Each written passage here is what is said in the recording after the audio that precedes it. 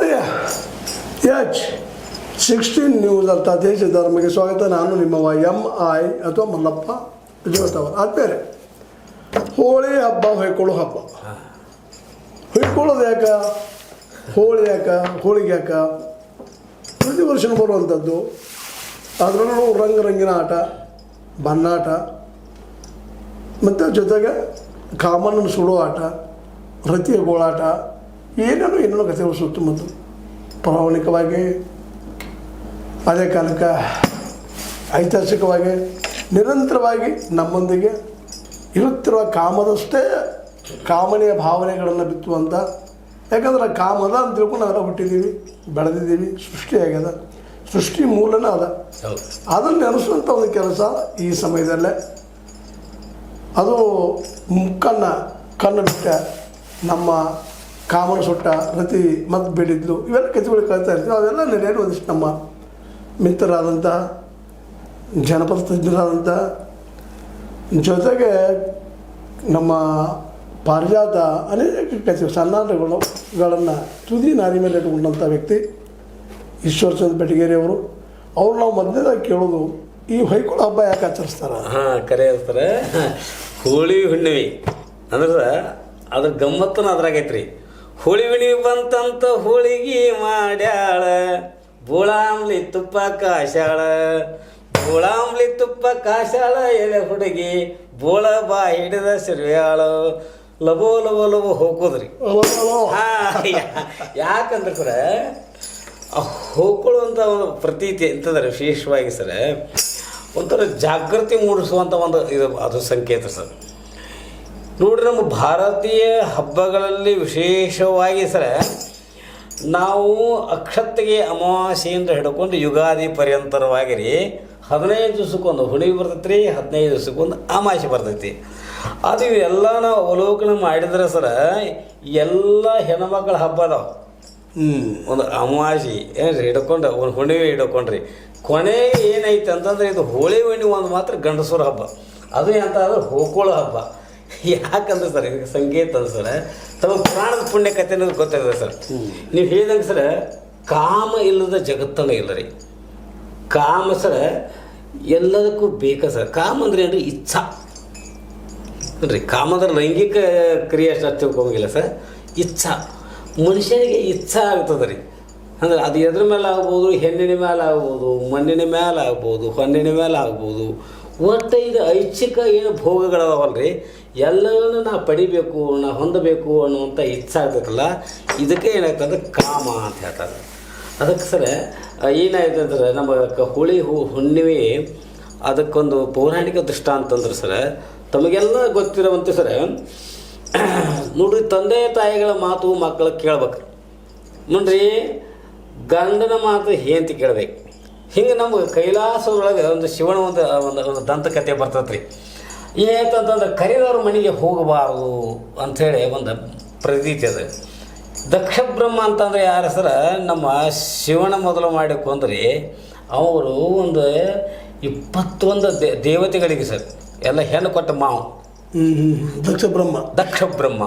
ಆ ದಕ್ಷ ಬ್ರಹ್ಮ ಏನು ಮಾಡ್ತಾನೆ, ಒಮ್ಮೆ ನೋಡ್ರಿ ಇವರು ಶಿವನ ಕೈಲಾಸಕ್ಕೆ ಬಂದಾಗ ಏನೋ ಒಂದು ಗಡಬಿ ಇದ್ರೊಳಗೆ ಶಿವ ಇದ್ದ ಅವನ ಕಡೆ ಲಕ್ಷ ಕೊಟ್ಟಿದ್ರು ಮಾವಂತ. ಅದನ್ನು ನೀವು ಹಿಡ್ಕೊಂಡು ಐತನ ಮನುಷ್ಯ ನೋಡ್ರಿ ಹೆಂಗೆ ಉತ್ಪನ್ನ ಆಕೈತೆ ಅಂದರೆ, ನನಗೆ ಅವ್ರ ಮಾವ ಮತ್ತು ನನಗೆ ಲಕ್ಷ ಕೊಡಲಿಲ್ಲ ಅಂಥೇಳಿ ಅವನ ಬಗ್ಗೆ ಇದನ್ನು ಮಾಡಿ ಅವನೊಂದು ದಕ್ಷ ಯಾಗವನ್ನು ಮಾಡ್ಬೇಕಂತ ಮಾಡಿ ಎಲ್ಲರಿಗೂ ಆಮಂತ್ರಣ ಕೊಡ್ತಾನೆ, ಇವಾಗೊಬ್ಬಗೆ ಕೊಡೋದಿಲ್ಲ. ಆವಾಗ ಯಾಕೆ ಕೊಡೋದಿಲ್ಲ ಅಂತಂದರೆ ಇವನ ಅಲಕ್ಷ್ಯ ಮಾಡಿರ್ತಾನೆ. ಸಹಜ ಮಾನವ ಸಂಬಂಧಗಳು ಹೆಂಗಿರ್ತಾವ ಸರ, ನಿಮ್ಮ ಮನೆಗೆ ಬಂದಾಗ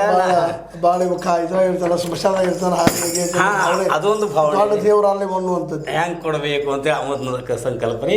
ಜೊತೆಗೆ ಅವ್ರ ಮನೆಗೆ ಹೋದಾಗ ಅವ್ನು ಸ್ವಲ್ಪ ಅವನ್ನ ಲಕ್ಷಿಸಿರೋದಿಲ್ಲ. ಅದಕ್ಕೆ ಎಲ್ಲರಿಗೂ ಆಮಂತ್ರಣ ಕೊಟ್ಟು ಇವ್ ಕೊಡಿದಾಗ ಐತಿ ಹೇಳ್ತಾನೆ. ಮತ್ತು ನಿಮ್ಮ ಅಪ್ಪಗೆ ಕರೆ ಆದ್ರೆ ನಮಗೆ ಆಮಂತ್ರಣ ಕೊಟ್ಟಿಲ್ಲ.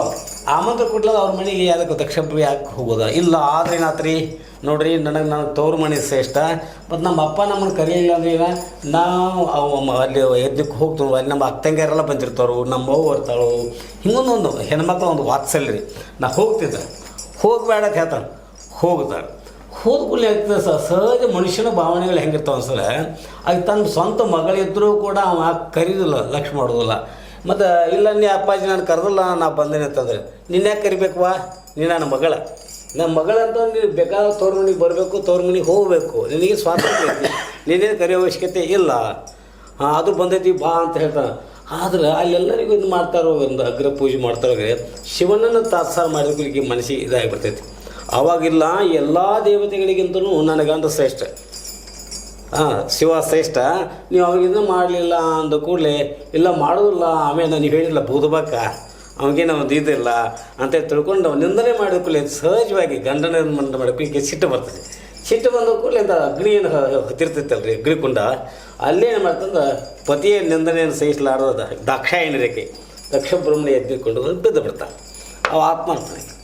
ಇದೇ ರೀತಿ ಸಹಜ ನೋಡಿ ಸುದ್ದಿ ಅವಾಗ ಶಿವ ಗೊತ್ತಾಗ್ಬಿಡ್ತೈತಿ. ಹೇಂಚು ಸತ್ಳು ಅಂದ ಕೂಡಲೇ ಮನಸ್ಸಿಗೆ ಸಹಜ ಕಡೆ ಇದಾಗಿಬಿಡ್ತೈತಿ.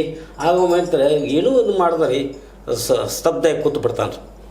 ಯಾಕಂದ್ರೆ ಏನು ಮಾಡೋಕೆ ಬರೋದು ಕೂತ್ಕೊಳ್ಳಿ. ಯಾವಾಗ ಶಿವ ಸ್ತಬ್ಧ ಕೂತು ನೋಡ್ರಿ ಷಷ್ಠಿ ಕಾರ್ಯಗಳು ಸ್ವಲ್ಪ 3 ಮಂದಿ ಮಾಡ್ಬೇಕಿಲ್ಲ, ಷಷ್ಠಿ ಸ್ಥಿತಿ ಇಲ್ಲ. ಅವಾಗ ಎಲ್ಲ ದೇವಾನ ದೇವತೆಗಳೆಲ್ಲ ಕುಡ್ಕೊಂಡು ಬಂದು ಶಿವನನ್ನು ಹೆಂಗಾರು ಮಾಡಿ ಎಬ್ಬಿಸ್ಬೇಕು. ಎಬ್ಬಿಸ್ಬೇಕಂತಂದ್ರೆ ಯಾರು ಮಾಡ್ಬೇಕ್ರಿ, ಕಾಮದೇವ ಹಬ್ಬದಲ್ಲ. ಯಾಕಂದ್ರೆ ಇಚ್ಛಾ ಅಂತಂದ್ರೆ ಏನೆಲ್ಲ ಆಕತ್ರಿ. ಆವಾಗ ಕಾಮದೇವ ಹೇಳ್ತ ಹಿಂಗಪ್ಪ ಶಿವ ಸಮಾಜಸ್ಥನಾಗಿ ಕೂತಾನು, ಲೋಕದ ಕಾರ್ಯ ಎಲ್ಲ ಕುಂಠಿತಾಗಿದ್ದಾವು, ಅದಕ್ಕೆ ನೀನು ಅವನ ಮೇಲೆ ಕಾಮಬಾಣಗಳನ್ನು ಬಿಡು ವೇದದಂತ ಆತು ಬಿಡಿ. ಎಲ್ಲರಿಗೂ ಚಲೋ ಆಕೈತಿ ಅಂತಂದ್ರೆ ಅವ್ನು ಹೇಳ್ತಾನೆ ಕಾಮ ಅವನು ಎದುರುಗಡೆ ನಿಂತಾನೆ, ಉಳ್ಕೆ ನಿಲ್ಲುದಿಲ್ಲ ರೀ. ನಿಂತ ಕಾಮಬಾಣಗಳನ್ನ ಬಿಟ್ಕೊಳ್ಳೋ ಅವನು ತ್ರಿನೇತ್ರ, ಅದು ಅವನು ಉಗ್ರ ನೇತ್ರ ಬರ್ತದೆ, ತ್ರಿನೇತ್ರ ತೆಗೆಬಿಡ್ತಾನೆ ರೀ. ಎದುರುಗಡೆ ಅವನು ಶಿವ ಕಾಮ ಕೂತಿರ್ತಾನೆ, ಸುಟ್ಟು ಭಸ್ಮ ಆಗಿಬಿಡ್ತಾನೆ. ಸುಟ್ಟು ಭಸ್ಮ ಆದ ಕೂಡಲೇ ಅವ್ನು ಹೇಂಟಿ ಹೊಡಿ ಬರ್ತಾ ಇಲ್ಲಿ ಯಾರೀ ರತಿದೇವಿ, ನನ್ನ ಗಂಡ ನನಗೆ ಸಿಗಬೇಕು ಇಲ್ವಾ, ನೆನೆದವ್ರ ಮನುಷ್ಯನ್ಯಾಗ ಕಾಮ ಉತ್ಪನ್ನ ಆಕಂತ ಹೋತ ಹಂಗೆ ಬೇಡತ್ತೆ ಹೇಳ್ತಾರೆ. ನನ್ನ ಗಂಡ ಮೊದಲು ಹೆಂಗಿದ್ದ ಹಂಗೆ ನನಗೆ ಸಿಗಬೇಕು ಸಹಶರೀರನಾಗ ಅಂದ ಕೂಡಲೇ ಹಂಗಾರ ಒಂದು ಕೆಲಸ ಮಾಡುವ, ಇನ್ನೇನು ಮಾಡ್ತಾನೆ ನಿನಗೆ ಕಾಮದೇವ ಇವನಿಂದ ಇವು ಶಮಣಾಸುರ ದೈತ್ಯನ ವಧ ಆಗ್ಬೇಕಾಗೈತಿ, ಇದೊಂದು ಕತೆ ರೀ. ಅದಕ್ಕಾಗಿ ನೀನು ಶಮಣಾಸುರ ದೈತ್ಯನ ಅಡುಗೆ ಮನೆಯೊಳಗೆ ನೀ ಅಡುಗೆ ಒಳಗಿರು, ಅಲ್ಲಿ ನಿನ್ನ ರುಕ್ಮಿಣಿ ಉದರೊಳಗೆ ಪ್ರದ್ಯುಮ್ನಾಗಿ ಹುಟ್ಟಿ ಬರ್ತಾನೆ ಯಾರ ಕಾಮದೇವ್. ಅವನ್ನ ಆಕಾಶ ಮಾರ್ಗವಾಗಿ ರೀ ಸುಮನಾಥ ದೈತ್ಯ ಅದನ್ನ ಕದ್ಕೊಂಡು ಆ ಮಗುನ ತುಂಬಿಡ್ತಿರ್ತಾನೆ. ಆವಾಗ ಆಕಾಶ ಮಾರ್ಗ ಬರ್ತಾವಾಗ ಅದು ಮಗು ಜಾರಿ ತಳಗಿ ಬರ್ತೈತಿ, ಬಿದ್ದು ಮೇಣ ಅದನ್ನ ತಿಂದು ಬಿಡ್ತೈತಿ, ನುಂಗಿರ್ತೈತಿ. ಆ ಮೇಣ ಜಾಲಗಾರ ಬಲಿಯಾಗಿರ್ತಾನೆ, ಅದು ತೊಗೊಂಡು ಬಂದ್ರೆ ಅಗ್ದಿ ಅಂಥ ಕಾಂತಿಗಳಂಥ ಮೇಣ ನಾವು ತಿನ್ನೋದು ಬೇಡತ್ತೆ ರಾಜಾಗ ಕೊಡ್ತಾರೆ. ರಾಜಾಂತರ ಬಂದ ಕೂಡಲೇ ಅದು ಇದು ಊಟ ಮಾಡ್ಬೇಕಂತ ಅದು ಅಡುಗೆ ಮನೆ ಕಷ್ಟ ಅಲ್ಲಿ ಅಕ್ಕಿಗೆ ಸಿಗ್ತೈತೆ. ಸಿಕ್ಕ ಕೂಡಲೇ ಅದನ್ನ ಸಾವಕಾಶ ನೋಡ್ತಾವ್ರಿ, ಒಳಗೆ ಮಗು ಆಡ್ತಿರ್ತದೆ. ಸಹಜ ನೋಡ್ರಿ ಮಕ್ಕಳ ಅನುಕೂಲ ಬಿದ್ದು ಕೊಡಿದ್ರು ಅಲ್ರಿ, ಸಹಜಿಕ ತುಟಿಗೆ ಹಚ್ಚಿಕೊಂಡು ಮಾಡಿ ಕೂಡ ಅಷ್ಟು ನಾರದ ಬಂದುಬಿಡ್ತಾರೆ ಇಲ್ಲಿ. ನಾರದ ಬಂದು ನೋಡುವ ಈಗ ಯಾರು ಬೇರೆ ಯಾರಲ್ಲ, ನನ್ನ ಗಂಡ ಕಾಮದೇವನ ಪ್ರದ್ಯುಮ್ನಾಗಿ ಹುಟ್ಟಿ ಬಂದಾನು, ಅದಕ್ಕೆ ಇವನ್ನ ಹೆಂಗೆ ಬೆಳೆಸ್ಬೇಕಂದ್ರೆ ನಿನ್ನ ತುಟಿ ಆದ್ರ ಬರ್ತಾವನು ಗುಟಿ ಕೊಡ್ತಾರೆ ನೋಡ್ರಿ ಸಣ್ಣ ಮಕ್ಕಳಿಗೆ, ಹಂಗೆ ಬೆಳೆಸಂತ ಹೇಳ್ತಾರೆ. ಇದು ದಂತಕಥೆ ಸರ್. ನಂತರ ಶಮಣಾಸುರ ದೈತ್ಯನ ವಧ ಆಕತಿ ಅಂದರೆ ಈ ಕಾಮದಹನ ಅಂತಂದ್ರೆ ಸರ್ ಮನುಷ್ಯನಲ್ಲಿ ಪ್ರತಿಯೊಬ್ಬರಲ್ಲಿ ಸರ್ ಇದು ಕೆಲವೊಂದು ಸುಮಾರು ಗುಣಗಳು ಅದಾವ್ರಿ. ಕಾಮ, ಕ್ರೋಧ, ಮೋಹ, ಲೋಭ, ಮದ, ಮತ್ಸರ ಇವೆಲ್ಲ ಗುಣಗಳು. ಈ ಒಳಗಿರ್ತಕ್ಕಂಥ ಕೆಟ್ಟ ಗುಣಗಳನ್ನು ನಾವು ಹೊಡೆದು ಹಾಕಬೇಕು, ಒಳ್ಳೆಯ ಗುಣಗಳನ್ನು ಅಂಗೀಕಾರ ಮಾಡ್ಕೋಬೇಕು, ಕೆಟ್ಟ ಗುಣಗಳು ಹೋಗ್ತಾರೋ ಹೋಗ್ಕೋಬೇಕು ಅನ್ನೋದು ಒಂದು ಸಂಕೇತ.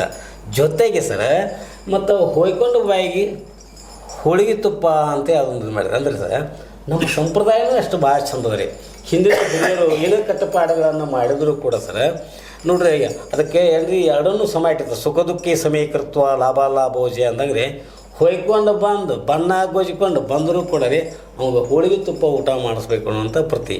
ಅಂದರೆ ಮನುಷ್ಯನ ಜೀವನದಲ್ಲಿ ಬರ್ತಕ್ಕಂಥ ಸುಖ ದುಃಖಗಳನ್ನು ಸಮಾನವಾಗಿ ತೊಗೋಬೇಕು ಅನ್ನೋಂಥ ಪ್ರತೀತಿಯನ್ನು ಇಲ್ಲಿಟ್ಕೊಂಡ್ರಿ. ವಿಶೇಷವಾಗಿ ಕಾಮದಹನ ಆಗೋದುಳ್ರೆ ಮುಂದೆ ನಾವು ಶ್ರೀಶೈಲಕ್ಕೆ ಹೋಗುವಂಥ ಒಂದು ಪರಿಪಾಠ ಇಟ್ಕೊಂಡಾರ. ಯಾಕಂದ್ರೆ ಸರ್ ಯಾವಾಗ ಇದು ವೀರಭದ್ರ ದೇವರ ಹುಟ್ಟಿ ದಕ್ಷ ಬ್ರಹ್ಮನ ಸಂಹಾರ ಮಾಡ್ತಾನೋ, ಯಾವಾಗೊಂದು ಮನುಷ್ಯ ನೋಡ್ರಿ ಸಿಟ್ಟಿಗೆದ್ದು ಮನುಷ್ಯನ ಶಾಂತ ಮಾಡ್ಬೇಕಾರೆ ಒಂದೆರಡು ಸಾಂತ್ವನದ ಮಾತುಗಳನ್ನು ಹೇಳ್ಬೇಕಾಗತ್ತೆ.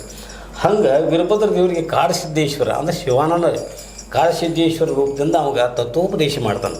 ಅಂದ್ರೆ ಭಕ್ತಿಯ ಒಂದು ಅಂಗೀಕಾರ ಮಾಡಕತ್ತಾನೆ. ಅಂದರೆ ಮನುಷ್ಯ ಸಿಟ್ಟಾದ ಮನುಷ್ಯರಿಗೆ ಕಡೆಗೆ ಸಮಾಧಾನ ಆಗ್ಬೇಕಂತೇಳಿ ಅದರ ಪ್ರತೀಕವಾಗಿ ಸರ್ ಈಗ ನಾವು ಹೇಳ್ತಾರೆ ಸರ್ ಈಗ ಲೋಕಾರೂಢಿಯೊಳಗೆ ರೀ ಕಾಮಣ್ಣನ ಸುಟ್ಟ ಮರುದಿನ ರೀ ಕಾಮಣ್ಣ ಬೂದಿ ಹಚ್ಚಿಕೊಂಡ ಶ್ರೀಶೈಲಕ್ಕೆ ಹೋಗುವಂಥ ಒಂದು ಪರಿಪಾಠವನ್ನು ನಮ್ಮ ಹಿರಿಯರು ಮಾಡ್ಕೊಂಡು ಬಂದಾರ್ರಿ. ಈಗಲಾದರೂ ಸಹಿತ ರೀ ನಮ್ಮ ಭಕ್ತರು ಎಷ್ಟೋ ಜನ ಹೋಗ್ತಾರೆ ರೀ. ಕೆಲವು ಮನುಷ್ಯ ಮರಗಾಲ ಕಟ್ಕೊಂಡು ಹೋಗ್ತಾರೆ ರೀ ಪುಣ್ಯಾತ್ಮರ. ಅದು ನೋಡಿದ್ರೆ ಒಂಥರ ಭಕ್ತಿಯ ಪರಾಕಾಷ್ಠೆ ಅಂತ ಅನಿಸ್ತದೆ. ಹೀಗಾಗಿ ಸರ್ ಹೋಳಿ ಹುಣ್ಣಿಮೆಗೆ ವಿಷಯ. ಮತ್ತು ಇನ್ನೊಂದು ಸರ್, ಹೋಳಿ ಹುಣ್ಣಿಮೆ ಆಗೋಕ್ಕಿಂತ ಮೊದಲೇ ಕಾಮಣ್ಣನ ಕಣ್ಣೀರು ಉದುರ್ತಾವೆ. ಮೊದಲು ಕಾಮಣ್ಣನ ಕಣ್ಣೀರು ಉದುರು ಅಂತಂದ್ರೆ ಮುಂದೆ ಬೆಳೆ ಅಷ್ಟೇ ಪಕ್ಕ ಆಗೋದಿಲ್ಲ ಅಂತ ತಿಳ್ಕೋ ಸಂಪ್ರದಾಯ ಸರ್. ಹೋಳಿ ಹುಣ್ಣಿಮೆ ಆದ ನಂತರ ಏನಾದ ಕಾಮಣ್ಣನ ಕಣ್ಣೀರು ಅದನ್ನು ಮಳೆ ಆತಂತಂದ್ರೆ ಸಮೃದ್ಧಿ ಆಗ್ತದೆ ಅಂತೇಳಿ ನಮ್ಮ ಜನಪದರದ್ದು ನಮ್ಮ ಹಿಂದಿನ ಹಿರಿಯರು ನಡ್ಕೊಂಡು ಬಂದಿದ್ದಾರೆ. ಹೀಗಾಗಿ ರೀ ಕಾರ ಹುಣ್ಣಿಮೆಗೆ ವಿಶೇಷವಾದ ಒಂದು ಪ್ರಾಶಸ್ತ್ಯ ಮೊದಲಿಂದನೂ ಬಂದಿದ್ದಾರೆ. ನಮ್ಮ ಹಿರಿಯರು ಕೊಟ್ಟಾರಿ, ಈಗೂ ನಾವು ಕೊಡ್ತಾ ಬಂದೇವ್ರಿ. ಈ ಹೋಳಿ ಹುಣ್ಣಿಮೆ ಅಂದ್ರೆ ಒಂದು ಸಂಭ್ರಮದ ಹಬ್ಬ, ಅದು ವಿಶೇಷವಾಗಿ ಗಂಡಸರ ಹಬ್ಬ. ಮತ್ತು ಇನ್ನೊಂದು ಏನಪ್ಪ ಅಂತಂದ್ರೆ ವಸಂತ ಕಾಲ ಶುರು ಆಗ್ತದೆ ಅನ್ನುವಂಥದ್ದು. ಹೌದು ಸರ್. ಈ ವಸಂತದಲ್ಲಿ ಅದನ್ನು ಎನ್ನಿಸುವಂಥದ್ದು ನಿಜಕ್ಕೂ ಸರ್. ನೋಡ್ರಿ, ಹೋಳಿ ಹುಣ್ಣಿಮೆ ಆದ ನಂತರ ಬರೋದು ಯುಗಾದಿ, ಮತ್ತು ಯುಗಗಳ ಆದಿ ಯುಗಾದಿ ಅಂತ ಸರ್. ಹೋಳಿ ಹುಣ್ಣಿಮೆ ಆದ ನಂತರ ಸರ್ ನೀವು ಪ್ರಕೃತಿ ಇದರೊಳಗೆ ಸಹಿತ ಇದ್ದರೆ ಒಂದು ಚೈತನ್ಯ ಮೂಡ್ತದೆ ರೀ. ನೀವು ಹೇಳಿದಂಗೆ ಸರ್ ಹೊಸ ಚಿಗುರು ಮೂಡ್ತದೆ ರೀ. ಮತ್ತು ಸರ್ ನಮ್ಮ ಪುರಾಣ ಪುಣ್ಯಕಥೆಗಳಲ್ಲಿ ಬಂದಿರ್ತಂತ ಸರ್ ನಾವು ಕಾತಿಗಿರಿ ಸಹಿತ ರೀ ಯುಗಾದಿಯಿಂದ ಶುರು ಮಾಡ್ತೀವಿ ರೀ. ಹಿಂದೂಗಳ ಹೊಸ ಹಬ್ಬ ಅಂತಂದ್ರೆ ಹೊಸ ವರ್ಷದ ಯುಗಾದಿ ಅಂತೇಳಿ ಪ್ರತಿಪಾದನೆ ಶುರು ಮಾಡ್ತಾರೆ ರೀ. ಹೀಗಾಗಿ ರೀ ಅದಕ್ಕಿಂತಲೂ ಬರತಕ್ಕಂಥದ್ದು ಹುಣ್ಣಿಮೆ ಸರ್. ಹೋಳಿ ಹುಣ್ಣಿಮೆಗೆ ಇದಕ್ಕೆ ಹೆಚ್ಚಿನ ಒಂದು ಪ್ರಾಶಸ್ತ್ಯವನ್ನು ಕೊಟ್ಟಿದ್ದಾರೆ ರೀ. ಹೋಳಿ ಹುಣ್ಣಿಮೆ ಆದ ನಂತರ ಬರ್ತಕ್ಕಂಥ ಯುಗಾದಿಯಿಂದ ಹೊಸ ವರ್ಷ ಪ್ರಾರಂಭ ಆಗ್ತದೆ ರೀ. ಆದ್ಮೇಲೆ ಇಲ್ಲೇವರೆಗೆ ನಮ್ಮ ಮಿತ್ರರಾದಂಥ ನಮ್ಮ ವಿಶೇಷ ಈ ಜನಪದ ಕಲೆಯಲ್ಲಿ ತಮ್ಮತ್ತ ತೊಡಗಿಸಿಕೊಂಡಂತಹ ಈಶ್ವರಚಂದ್ರ ಬೆಟಗೇರಿ ಅವರು ಹೋಳಿ ಹುಣ್ಣಿಮೆ ಸಲುವಾಗಿ ಅದರ ನಂಬಿಕೆ ಯಾವ ರೀತಿ ಬೆಳೆದ ಏನು ಎಂತು ವಿಷಯಗಳ ಬಗ್ಗೆ ಮಾತಾಡಿದ್ದಾರೆ. ನಿಮಗೆ ಇದರ ಬಗ್ಗೆ ಇನ್ನಷ್ಟು ಮಾಹಿತಿನ ಮತ್ತೆ ಮುಂದಿನ ಒಂದು ಹೇಳ್ತಾ ಹೋಗೋಣ ಅಂತೇಳಿ ಇದುವೇ ನೀವು ನೋಡಿದಂಥ ಕೇಳಿದಂಥ ಅವ್ರು ಹೇಳಿದಂಥ ಕಥೆಗಳು ಲೈಕ್ ಆಗಿರ್ಬೋದು ನಾನು ತಿಳ್ಕೊಂಡಿದ್ದೀನಿ. ಲೈಕ್ ಮಾಡಿ ಶೇರ್ ಮಾಡಿ ಕಮೆಂಟ್ ಮಾಡಿ ಜೊತೆ ಸಬ್ಸ್ಕ್ರೈಬ್ ಮಾಡಿ. 16 ನಿಮಿಷ ಸಿದ್ದರಾಮಯ್ಯ ಸತ್ಯ ಕೈಗಡೆ ವಂದನೆಗಳು.